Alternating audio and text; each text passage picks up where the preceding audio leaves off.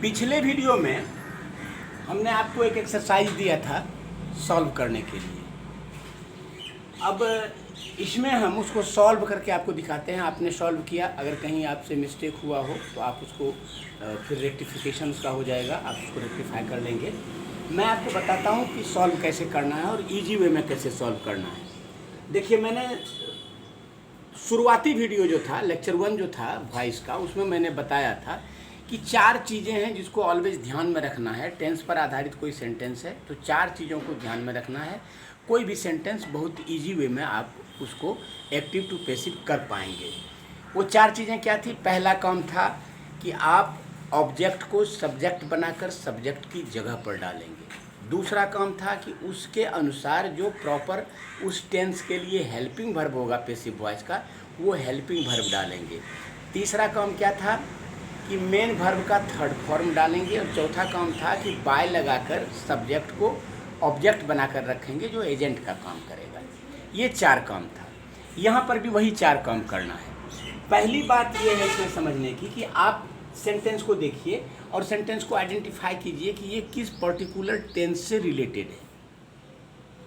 Try to identify the sentence on the basis of recognising its helping verb और the verb form. इसके verb form या helping verb को देखकर आप इसको आइडेंटिफाई कीजिए कि किस टेंस का है। तो आप देखते हैं had plus V3, had V3, had V3 और हैड V3, यानी देखते ही हम समझ गए कि हैड प्लस V3 किसका है? पास्ट परफेक्ट टेंस का सेंटेंस है। परफेक्ट टेंस जैसे ही पता चला तो दूसरी बात ध्यान में क्या आई कि पास्ट परफेक्ट में जब पैसिव फॉर्मेट होता है, जब उसको पैसिव वॉइस में चेंज करते हैं तो जो नया सब्जेक्ट बनेगा उसके साथ हैड के साथ हैड बीन हो जाता है। बस इतना ही ध्यान में रखना है। देखिए फिर आसानी से बन जाएगा। आप यहाँ देखिए पहला sentence, mother had cooked the food. The food इसका ऑब्जेक्ट है, इसको आप सब्जेक्ट बना दीजिए। हमने कहा था पैसिव वॉइस में हैड बीन हो जाता है तो आप हैड बीन दे दीजिए। V3 पहले से दिया हुआ है कुक्ड, बन गया the food had been cooked by mother.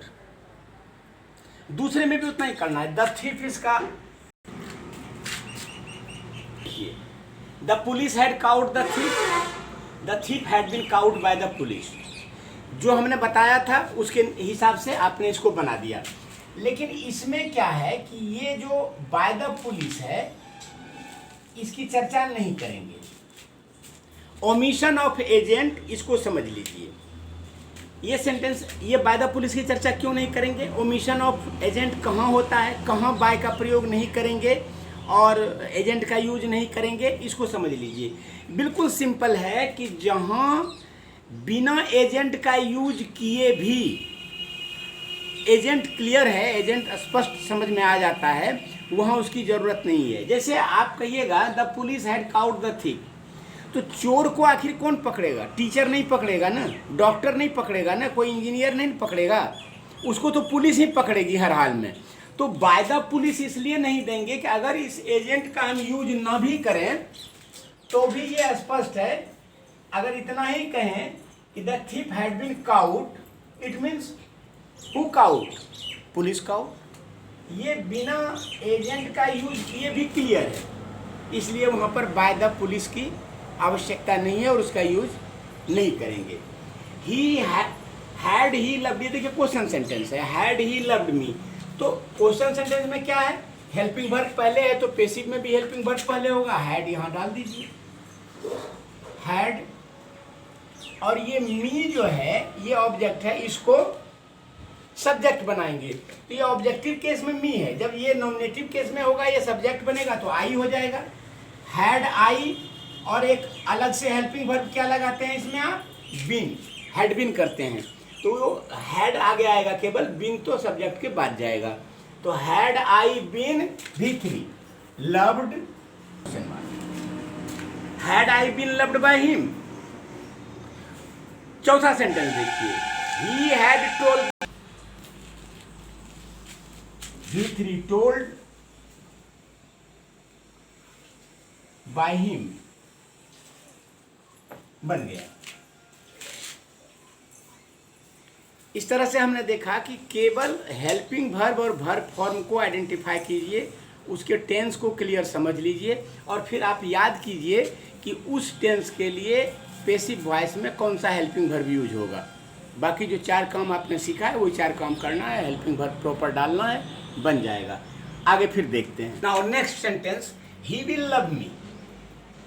Helping verb को देखेंगे, हम आइडेंटिफाई करेंगे कि ये शैल या विल उसके बाद V1 है, इसका मतलब ये सिंपल फ्यूचर टेंस का है। सिंपल फ्यूचर टेंस को कैसे बनाएंगे ये हमको पता है। सिंपल फ्यूचर टेंस में शैल या विल के बाद बी का यूज करते हैं पैसिव वॉइस में। आप कीजिए पहला काम, ये मी को सब्जेक्ट बनाइए, आई बन गया, आई के अनुसार हेल्पिंग वर्ब शैल, ही था तो विल था, लेकिन जब आई सब्जेक्ट हो गया तो हेल्पिंग वर्ब इसके अकॉर्डिंगली लगेगा, तो ये शैल। इसके बाद क्या जोड़ते हैं, बी, फिर V3 मेन वर्ब का V3, लव्ड बाय हिम। दूसरा है आई शैल टीच हिम, उसी सेंटेंस का है, शैल या विल है, V1 है, इसका मतलब ये सिंपल फ्यूचर टेंस है, तो शैल भी या विल भी हो जाएगा पैसिव वॉइस में। हिम को बनाइए और सब्जेक्ट तो ही हो जाएगा, ही के अनुसार helping verb will, be, teach का V3 टाउट, बाय लगाकर आई को ऑब्जेक्ट बनाइए मी।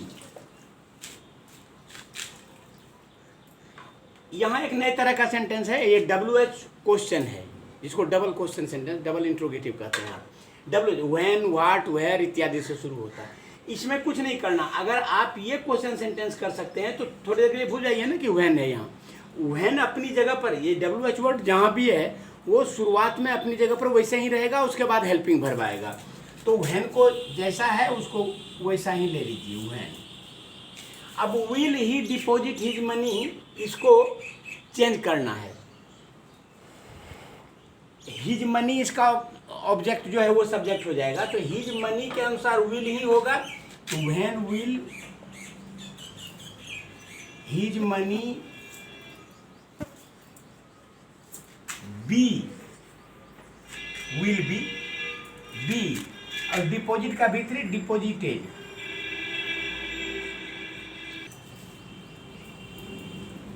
उसका पैसा ही का पैसा है तो ही डिपॉजिट करेगा, तो बाय हिम देने की यहाँ पर आवश्यकता आपको नहीं होगी, नहीं भी देंगे तो बिल्कुल क्लियर है, उसका मीनिंग कहीं से अस्पष्ट नहीं, भेग नहीं, वो क्लियर है, इसलिए बाय का यूज नहीं करेंगे।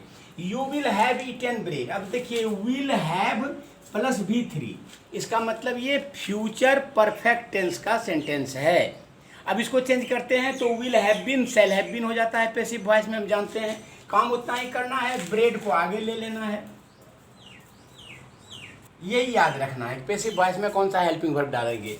तो bread will have been V3 eaten, by लगा के यू।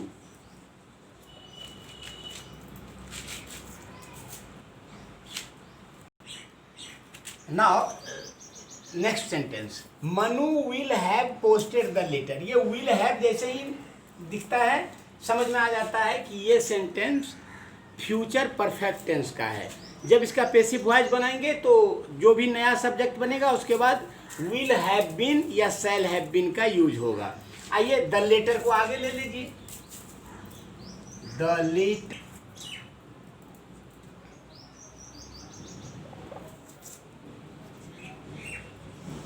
पोस्टेड बाय मनु, बन गए, उतना ही काम करना है। Next last sentence, will you have purchase, ये क्वेश्चन सेंटेंस है, विल आगे में है, ले लीजिए विल को आगे में, यहाँ a car, will a car by you. I hope कि इस एक्सरसाइज के डिस्कशन के बाद आपका विजन बिल्कुल क्लियर हो गया होगा, how to change a sentence from active to passive. हमको लगता है कि आपने समझ लिया है। फिर भी यदि कहीं कोई कठिनाई हो तो घर पर प्रैक्टिस कीजिए और अगर कोई उसके बाद भी डिफ़िकल्टी हो तो कमेंट सेक्शन में आके पूछिए, आपको उसका सॉल्यूशन दिया जाएगा। That's all, thank you.